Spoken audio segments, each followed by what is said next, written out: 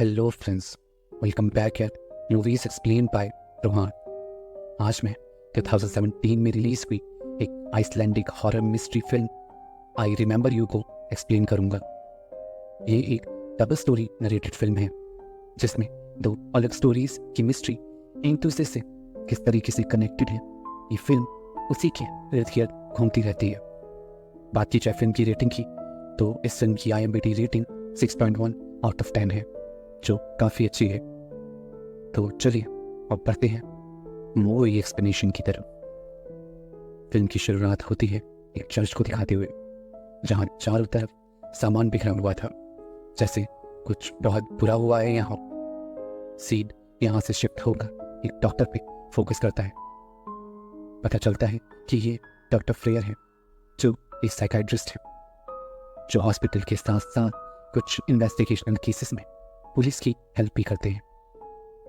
उस दिन डॉक्टर फ्रेयर को ऐसे ही किसी केस के सिलसिले में पुलिस की तरफ से कॉल आता है, तो वो तुरंत निकल पड़ते हैं क्राइम लोकेशन की तरफ। लोकेशन पर पहुंचते ही डॉक्टर फ्रेयर की मुलाकात होती है ऑफिसर डैग्नी से, जो इस केस को इन्वेस्टिगेट कर रही है। वो डॉक्टर फ्रेयर को अंदर लेकर आती है और तब हमें पता लगता है कि हाना नाम की इस लेडी ने इस चर्च में सीलिंग से लटक कर सुसाइड कर लिया है।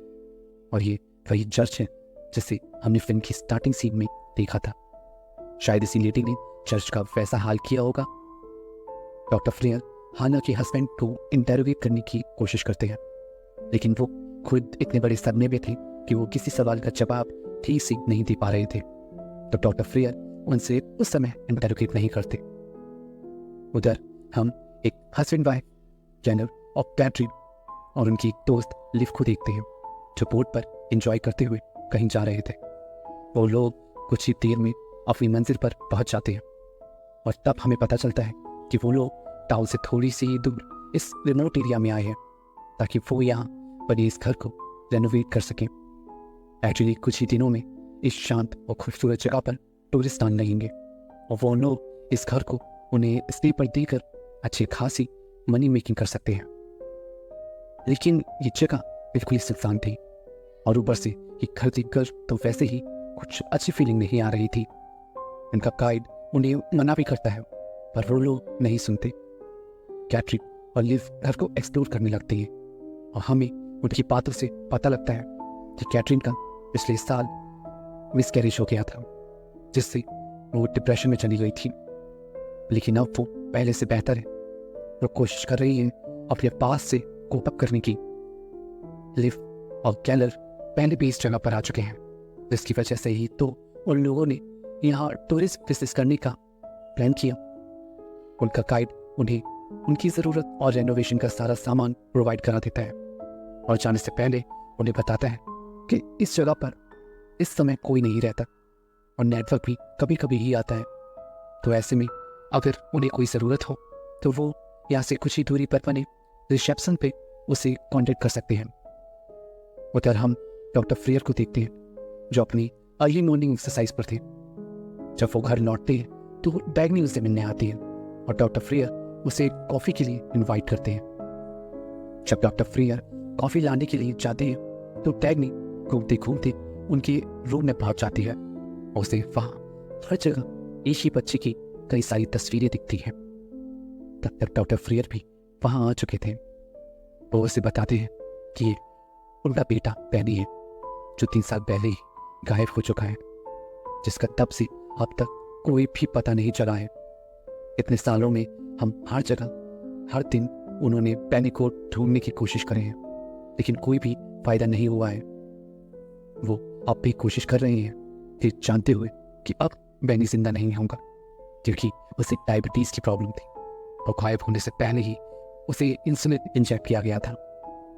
और अगर किसी इंसान को इंसुलिन इंजेक्ट किया गया हो और उसे कुछ घंटों में खाने को कुछ या पीने को कुछ ना दिया जाए तो उसकी मौत हो जाती है।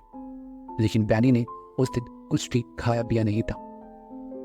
डैग्नी समझ पा रही थी कि डॉक्टर फ्रेयर कितने बड़े दुख से गुजर रहे हैं। उधर हम गैलोर, कैटरीन और लिव को देखते हैं, जिन्होंने अब तक रेनोवेशन का काम शुरू कर दिया था। उन्हें जल्द से जल्द काम को ख़त्म करना था, क्योंकि स्प्रिंग सीजन आने में अब ज़्यादा समय जो नहीं बचा था। लेकिन पता नहीं क्यों केनू और लिव का बर्ताव थोड़ा बदला हुआ सा था। कैटरीन भी ये चीज़ नोटिस कर पा रही थी, लेकिन वो उससे कुछ नहीं कहती।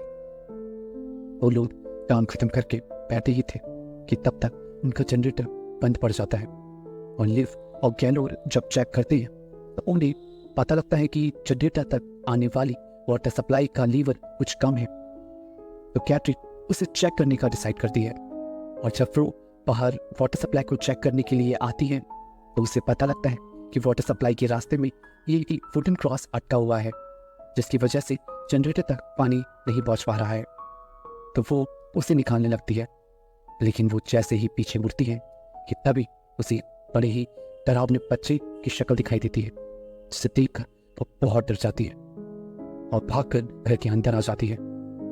उसकी ऐसी हालत देखकर गैलोर उससे पूछता भी है कि क्या बात है, लेकिन वो उन्हें बेवजह ही परेशान नहीं करना चाहती थी। और वैसे भी जनरेटर तो स्टार्ट हो ही गया ना।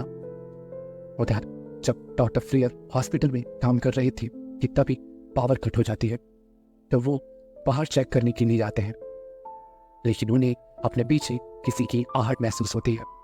तो वो उसी तरफ आगे बढ़ने लगते हैं और तभी लिफ्ट में उन्हें एक बच्चा दिखाई देता है। तो वो उसका पीछा करने लगते हैं और पीछा करते करते मॉर्चरी तक आ जाते हैं, लेकिन उन्हें वहां कोई नहीं मिलता। पर उन्हें हंगर की डेड बॉडी चैम्बर से कोई आवाज आती है, तो वो उसे बाहर निकालते हैं और उन्हें वहां क्या मिलता है ये तो हमें नहीं पता चलता, लेकिन उनके चेहरे के रंग से हम बता सकते थे कि जरूर कुछ तो गड़बड़ है, जिसका रीजन हमें अगले सीन में ही पता भी लग जाता है जब वो डैग्नी को हन्ना की पीठ दिखाते हैं। हालांकि पूरी पीठ पर क्रॉस के निशान बने हुए थे, जैसे किसी ने उसे दर्द देने के लिए किसी नुकीली चीज से उन्हें बनाया हो। वो दोनों तुरंत हाला के हस्बैंड को कन्फ्रंट करते हैं। डैग्नी उससे पूछती है कि कहीं उसने तो हाला के साथ ये नहीं किया, लेकिन वो हाला की कसम खाकर ये बोलता है कि उसने ये नहीं किया, बल्कि कई बार जब हाला सोकर उठती थी तो उसकी पीठ उफन से लिपट होती थी, और जब वो उससे पूछता था तो वो इससे अपनी बीमारी बताकर टाल देती थी। डैग्नी को उसकी बात में सच्चाई लगती है तो वो उसे जाने देती है, लेकिन तभी उसे इसी केस से मिलते जुलते एक केस के बारे में याद आता है, तो वो तुरंत ही डॉक्टर फ्रेयर को दिखाती है। वो उसे बताती है कि आज से 60 साल पहले 1956 में एक चाइल्ड अब्यूज और बुलिंग के केस में एक बर्नार्डिस पीटरसन नाम की एक लड़की की पेट पर ऐसे ही निशान मिले थे, लेकिन बाद में इन्वेस्टिगेशन से पता चला था कि बर्नार्डिस की माँ उसे जन्म देते ही गुजर गई थी और उसके डैड उसे ही इस बात का जिम्मेदार मानते थे, और उन्हीं ने ये सब उसके साथ किया था अपना गुस्सा निकालने के लिए। लेकिन एक दिन बर्नार्डिस अचानक गायब हो गया, किसी ने भी उसे तब से नहीं देखा। डॉक्टर फ्रेयर उसके केस पर रिसर्च करने लगते हैं और तब उन्हें एक बड़ी ही शॉकिंग बात पता चलती है। उन्हें पता चलता है कि बर्नार्डिस को स्कूल में कई सारे बच्चे मिलकर बुली किया करते थे, जिससे वो काफी परेशान रहता था, जिसकी वजह से उसने उनकी स्कूल फोटो से उन्हें 8 बच्चों को जो उन्हें बुली करते थे उनके चेहरे क्रॉस बनाकर काट दिए थे। एक्चुअली बर्नार्डिस क्रॉस को दर्द की निशानी मानता था, क्योंकि उसके डैड भी कि उसे वो क्रॉस बनाकर ही तो दर्द देते थे, तो वो भी इन बच्चों को दर्द देना चाहता था।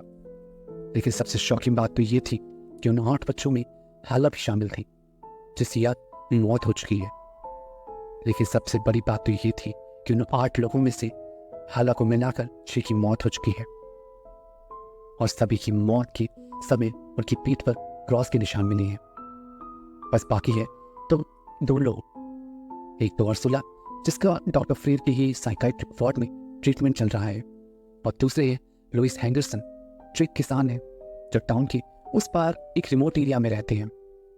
डैग्नी लुइस से कॉन्टैक्ट करने की भी कोशिश करती है, लेकिन वो पता नहीं क्यों फोन नहीं उठाते। आज डॉक्टर फ्रेयर को बर्नार्डिस के बारे में जानने पर अपने बेटे पेनी की याद आ जाती है, तो वो उसके और पेनी के कुछ यादगार पलों को देखने लगते हैं जो उन्होंने साथ बिताए थे। वो गैस स्टेशन की वो वीडियो भी देखते हैं जहां पेनी को आखिरी बार देखा गया था। आज उनके गम फिर से बाहर आ गए थे, लेकिन वो फिर से अपने आप को संभाल भी लेते हैं। इधर जब कैटरीन सुबह उठकर नीचे जाती है तो उसे घर में किसी के फुटप्रिंट्स मिलते हैं और वो उन्हें फॉलो करती हुई एक बेसमेंट तक पहुंच जाती है और नीचे जाने का डिसाइड करती है। नीचे जाने पर उसे चारों तरफ बस धूल मिट्टी ही मिलती है, लेकिन थोड़ा आगे जाने पर उसे एक बैग मिलता है और बराबर में एक अजीब से कपड़े से कुछ ढका था। और वो जैसे ही कपड़ा हटाती है कि तभी उसके चेहरे का रंग पीला पड़ जाता है, क्योंकि ये एक बच्चे की लाश थी। उसे लाश के पास से एक फोटो भी मिलती है और तब हम व्यूअर समझ पाते हैं कि ये और कोई नहीं बल्कि बर्नार्डियस है। लेकिन वो इस हालत में यहाँ कैसे पहुंचा? कैटरीन की हालत तो वैसे ही खराब हो गई थी, लेकिन इतने में ही बेसमेंट का दरवाजा भी बंद हो जाता है। लकीली उसकी आवाज़ें सुनकर लिव और गैलो वहां आ चुके थे और उसे बाहर निकाल लेते हैं। कैटरीन उन्हें लाश के बारे में सब बताती है तो कैरल तुरंत ही वो घर छोड़कर उन दोनों को लेकर पास में बने कॉटेज हाउस में चला जाता है। कैटरीन के साथ हुए इस हादसे से उसकी मेंटल स्थिति बिगड़ने लगी थी। उसका ट्रॉमा बाहर आ चुका था। ऐसे में जब कैरल उसे संभालने जाता है तो वो उस पर भी चिल्लाती है। अब तक कैरल भी बहुत ज्यादा डर चुका था। वो भी उससे कुछ नहीं कहता। ऊपर से रिसेप्शन भी तो कई दिनों से बंद था। उधर लुइस कई दिनों से डैंगनी का फोन का जवाब नहीं दे रहे थे, तो वो डॉक्टर फ्रेयर के साथ उसके घर जाती है, लेकिन कई देर दरवाजे पे खड़े होने के बाद भी कोई दरवाजा नहीं खोलता भी कैसे, क्योंकि लुइस की तो मौत हो चुकी है। काफी देर तक दरवाजा ना खुलने पर वो दोनों दरवाजा तोड़कर अंदर जाते हैं तो दोनों को वहां लुइस की लाश मिलती है। बाद में फॉरेंसिक से पता चलता है कि उन्होंने कोई पॉइजन सब्सटेंस कंज्यूम कर लिया था, जिससे उनकी मौत हुई। आखिर अब तक 8 में से 7 लोगों की मौत हो गई थी, बस बाकी थी तो अर्सुला। डैग्नी को लग रहा था कि कहीं बर्नार्डियस तो इन लोगों से अपना बदला लेने नहीं आ गया, लेकिन इस बात में कोई भी सच्चाई नहीं लग रही थी, क्योंकि हाना को छोड़कर बाकी सबकी मौत एक्सीडेंट थी। डॉक्टर फ्रीर में किसी सबूत को ढूंढने के लिए पूरे घर में घूमने लगते हैं, लेकिन जब वो लुइस के कमरे में जाते हैं तो वो शॉक ही हो जाते हैं। लुइस बैनी को उसके गायब होने से लेकर अब तक ढूंढ रहा है। हर छोटी सी छोटी इंफॉर्मेशन उन्होंने कलेक्ट कर रखी है।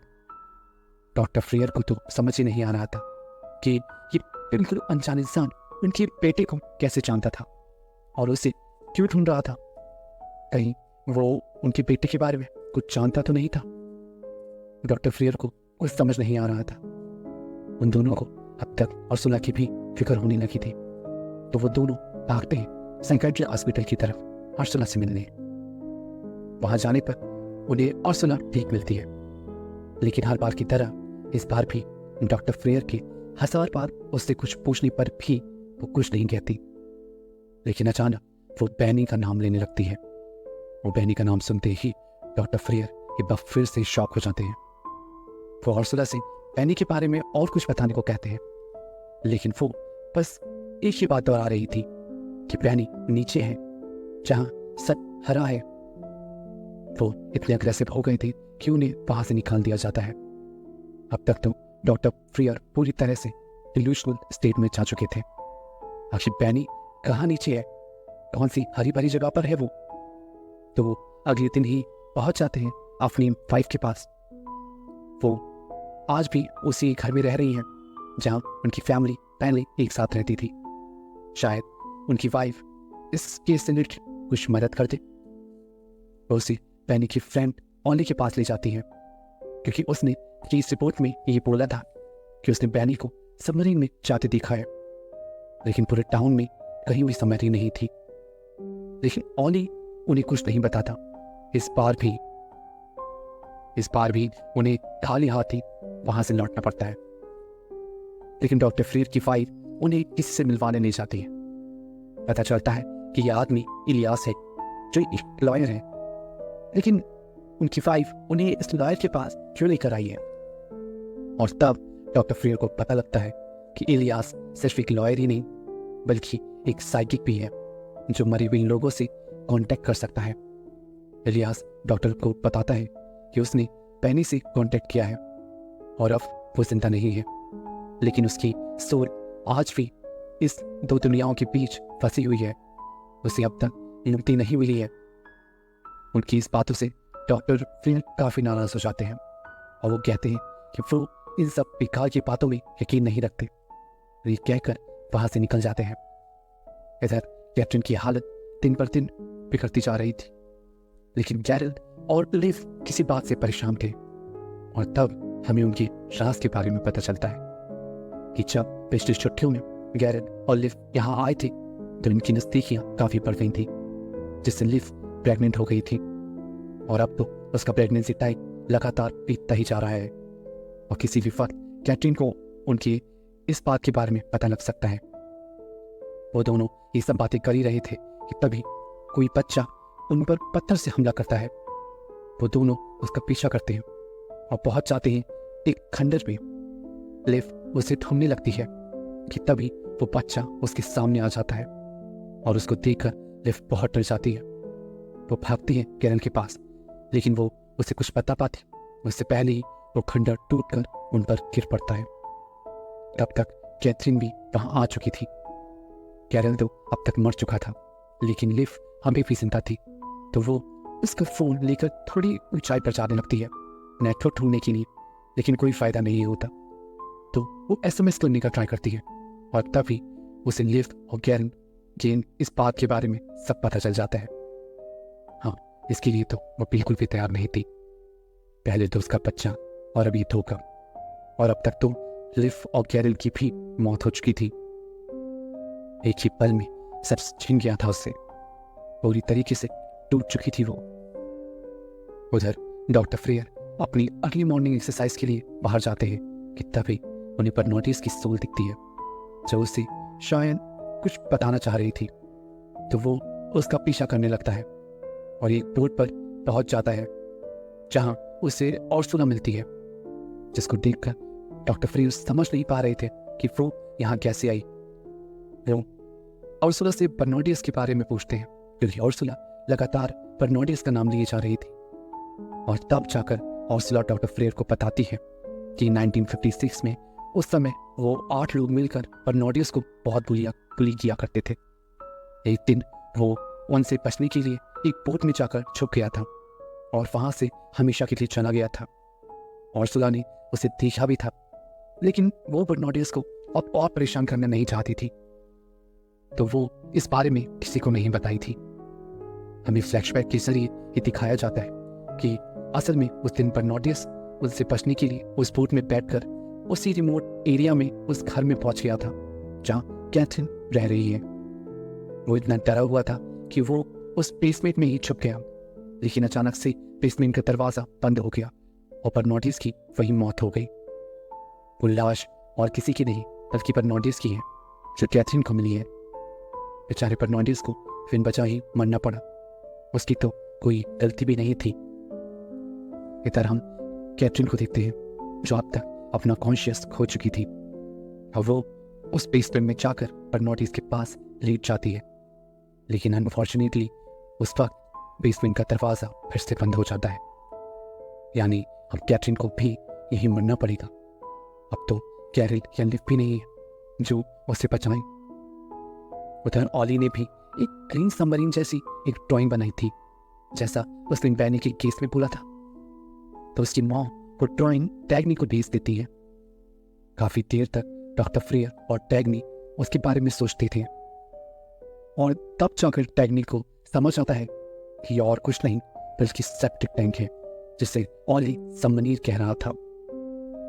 टैग्नी डॉक्टर फ्रेयर को बैनी के गायब होने से पहले की वो गैस स्टेशन वाली वीडियो को प्ले करने को कहती है, लेकिन हम व्यूअर्स उस वीडियो में कैथरीन और लिव को देखते हैं और इस फिल्म की असली मिस्ट्री यहाँ खुलती है और हमें पता चलता है कैथरीन और गैरल और लिव की जो सब कुछ हुआ है वो 3 साल पहले हुआ था। उनके साथ ये सारी घटनाएं 3 साल पहले ही हो चुकी हैं। एक्चुअली जब 3 साल पहले वो तीनों यहाँ आने के लिए निकले थे तो वो एक गैस स्टेशन पर रुके थे जिसमें गलती से बैनी उनके उसी सेप्टिक टैंक में चला गया और छुप गया था और अनफॉर्चुनेटली वहीं फंसा रह गया। और वो तीनों उस सेप्टिक टैंक को लेकर इस रिमोट एरिया में आ गए थे और उनके साथ हुई इन घटनाओं की वजह से उन्होंने वो सेप्टिक टैंक चेक भी नहीं किया था और बैनी को उसी सेप्टिक टैंक में अपनी जान देनी पड़ी थी। डॉक्टर फ्रियर को आज 3 साल बाद इस बारे में पता चल रहा है। बैनी को तो इन तीनों के बारे में इसीलिए पता है क्योंकि उसी ने कैनर और लिव की लाशों को कलेक्ट किया था, लेकिन उस समय भी उसे कैटरीन की लाश कहीं नहीं मिली थी। आखिर मिलती भी कैसे? वो तो बर्नार्डियस की इस लाश के साथ अभी भी बेसमेंट में है। डॉक्टर फ्रियर और टैग्नी तुरंत ही उस रिमोट एरिया में पहुंच जाते हैं और आज आखिरकार डॉक्टर फ्रियर अपने बेटे को देख पा रहे थे। लेकिन क्या फायदा, अब तो वो जिंदा ही नहीं है। वो काफी दुख में जा चुके थे, लेकिन वो लोग उस वक्त भी उस बेसमेंट को चेक नहीं करते जहां बर्नार्डियस और कैटरीन की लाशें हैं और वहां से निकल जाते हैं। और हम देख पाते हैं कि बैनी की सोल उनके पीछे पीछे उनके साथ जा रही है। आखिर आज उसे आज़ादी मिल ही गई। लेकिन उधर हम बर्नार्डियस और कैटरीन को उसी घर में बंद पाते हैं। एक्चुअली बर्नार्डियस ने डॉक्टर फ्रियर की मदद इसी वजह से की थी क्योंकि वो बैनी को आज़ाद कराना चाहता था और साथ ही साथ वो उसे और कैटरीन को भी यहाँ से निकालना चाहता था। आखिर मुक्ति दिलवाना चाहता था वो उन तीनों को। लेकिन आज भी कोई फायदा नहीं हुआ। वो दोनों आज भी यहीं फंसे रह गए। पता नहीं और वो कभी यहाँ से निकल पाएंगे या नहीं, लेकिन उन्हें इस बात का सुकून था कि वो ना सही लेकिन कम से कम बैनी को तो मुक्ति मिल गई। वो तो यहाँ से आज़ाद हो पाया। फिल्म यहीं एंड हो जाती है। दोस्तों, ये कोई normal straight forward horror film नहीं है। इसका कॉन्सेप्ट एंड स्क्रीन प्ले काफ़ी यूनिक है, इसीलिए ये फिल्म मुझे काफ़ी पसंद आई और इसमें कई सारे जंप स्केयर सीन भी हैं जो काफ़ी अच्छे हैं। दोस्तों, आपको ये फिल्म का एक्सप्लेनेशन कैसा लगा मुझे कमेंट सेक्शन में ज़रूर बताइएगा। ऐसे ही और एक्सप्लेनेशन के लिए please like, share and subscribe my channel. मिलती है अगली वीडियो में।